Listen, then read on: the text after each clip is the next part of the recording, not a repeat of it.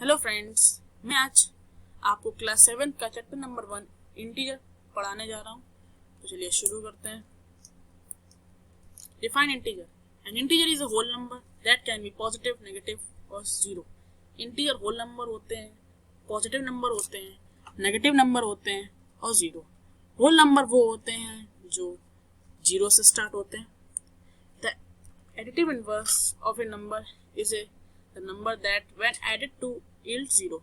इसका मतलब ये होता है जब एक किसी भी नंबर को ऐड करने के लिए जिसमें आंसर आपको जीरो मिले, इसको हम साइन चेंज, अपोजिट नंबर और नेगेशन भी कहते हैं। जहाँ कहीं प्लस का 3 लिखा है तो -3 का हो जाएगा, -8 लिखा है प्लस का 8 हो जाएगा। Representing integers on number line. Number lines पे इंटीजर को कैसे रिप्रेजेंट करते हैं? जीरो के लेफ्ट साइड में नेगेटिव इंटीजर होते हैं, राइट साइड में पॉजिटिव इंटीजर।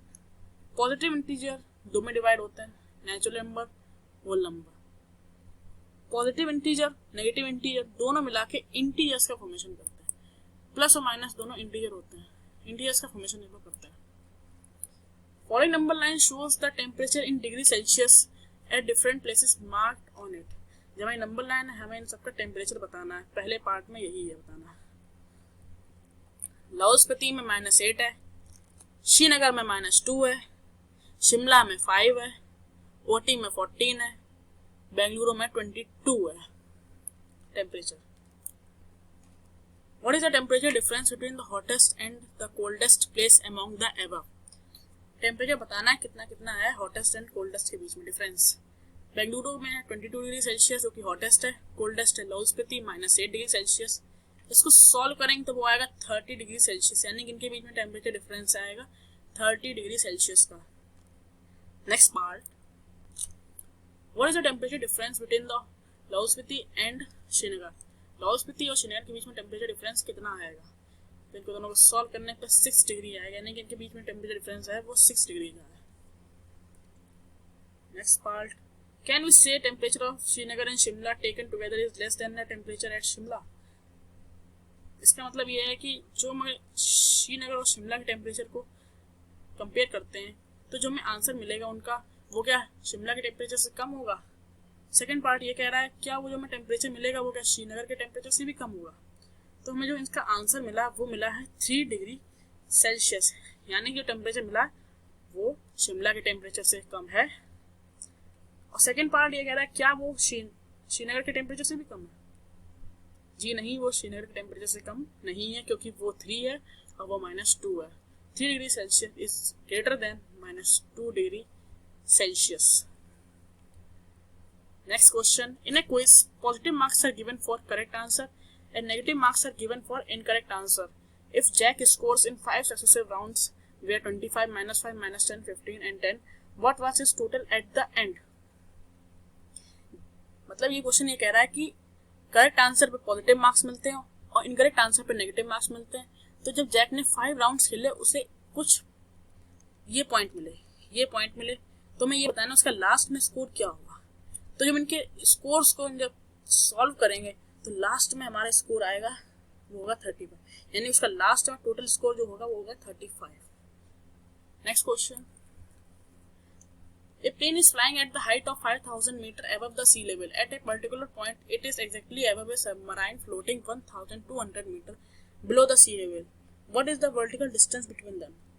ये क्वेश्चन ये कह रहा है कि 5000 मीटर की हाइट पे एक एरोप्लेन फ्लाई कर रहा है और 1200 metre below the sea level पे एक सबमराइन फ्लोट कर रही है और वो दोनों जस्ट एक दूसरे के ऊपर हैं।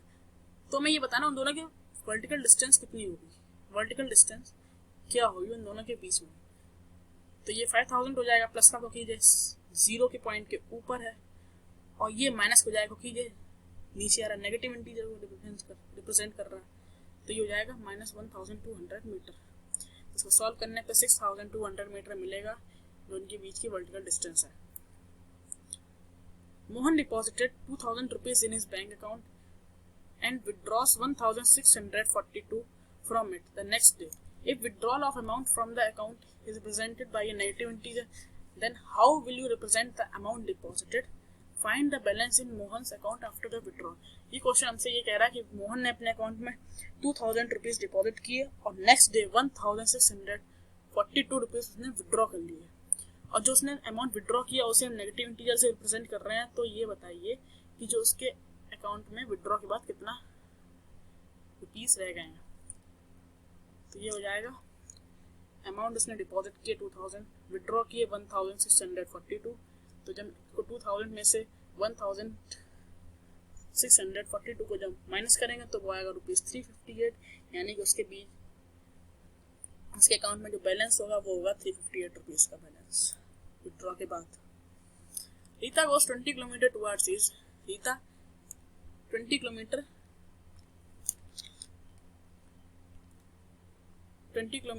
ईस्ट डायरेक्शन में जाती है और 30 किलोमीटर वेस्ट डायरेक्शन में आती है। ईस्ट डायरेक्शन में ए से बी के लिए ईस्ट डायरेक्शन में जाती है 20 किलोमीटर, और बी पॉइंट से ए की तरफ जाती है यानी वेस्ट डायरेक्शन में जाती है 30 किलोमीटर। तो हमें ये बताना है कि उसके ए पॉइंट से उसकी इनिशियल पोजीशन तक की डिस्टेंस कितनी होगी जब हम ईस्ट डायरेक्शन को पॉजिटिव इंटीजर से रिप्रेजेंट कर रहे हैं और वेस्ट डायरेक्शन को नेगेटिव इंटीजर से रिप्रेजेंट कर रहे हैं। तो east direction 20 kilometre, west direction -30 kilometre, 20 - 30 is equal to -10, यानी उसके बीच में जो डिस्टेंस होगी वो हो जाएगी -10 अपने इनिशियल पॉइंट से, क्योंकि वो वेस्ट डायरेक्शन में है तब उसे नेगेटिव इंटीजर से रिप्रेजेंट करेंगे। नेक्स्ट हमें a माइनस b को वेरीफाई करना है, वो जो कि a प्लस b के इक्वल है। तो इसमें हमें a 21 दिया गया है और b 18 दिया गया है। तो पहले a minus bracket minus b को हम वेरीफाई करेंगे। तो 21 माइनस ऑफ माइनस यानी प्लस 18 इज इक्वल टू 39, और इसमें हम वैल्यू पुट कर देंगे। a हो जाएगा 21, b हो जाएगा 18। जब इसको करेंगे सॉल्व तो 39 आ जाएगा, यानी कि j वेरीफाई कर रहा है। और सारे के सारे जितने भी चारों पार्ट है सब वेरीफाई करेंगे, क्योंकि माइनस ऑफ माइनस को जब हम ब्रैकेट ओपन करेंगे तो माइनस माइनस प्लस हो जाएगा जो कि इसके बराबर हो जाएगा। तो सारे पार्ट चारों वेरीफाई करेंगे। नेक्स्ट पार्ट में हमें ये बताना है साइन चेंज लगाने जिससे हमें स्टेटमेंट को ट्रू करना है। ऐसे साइन लगाए जिनसे स्टेटमेंट ये ट्रू हो जाए। तो देख सकते हो हम इन नंबर दिए गए इनको हम इस तरह से अरेंज करें कि इनका जो सम आए वो भी मतलब लेस देन और ग्रेटर देन के साइन को वेरीफाई करे।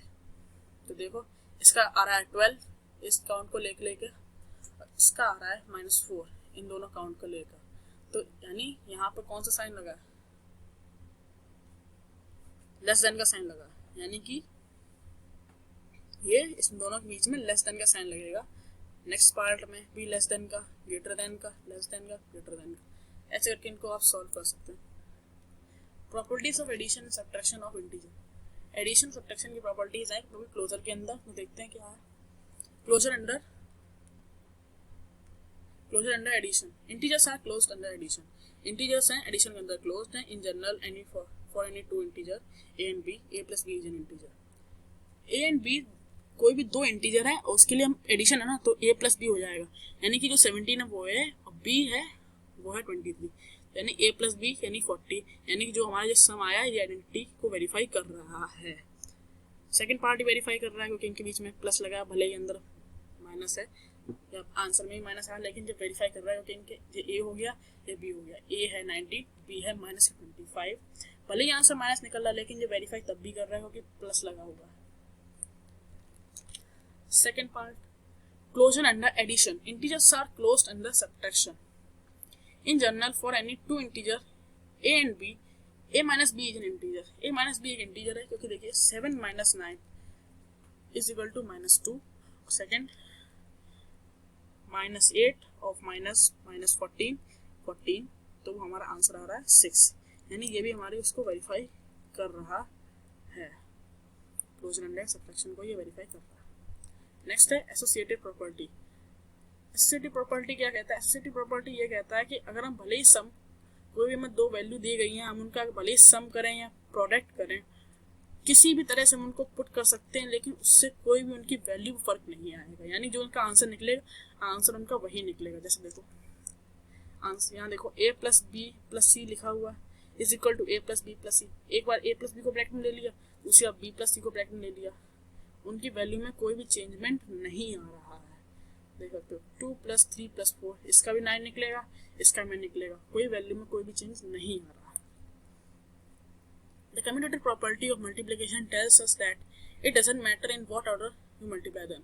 ये हमसे ये कहते हैं कि अगर हम किसी भी ऑर्डर में वैल्यू को रख दें, भले ही वो a + b कर दें, a × b कर दें या b × a कर दें, आंसर तब भी दोनों का सेम आएगा। जैसे 1 × 2 कर देंगे और 2 × 1 कर देंगे, तब भी आंसर सेम ही निकलेगा।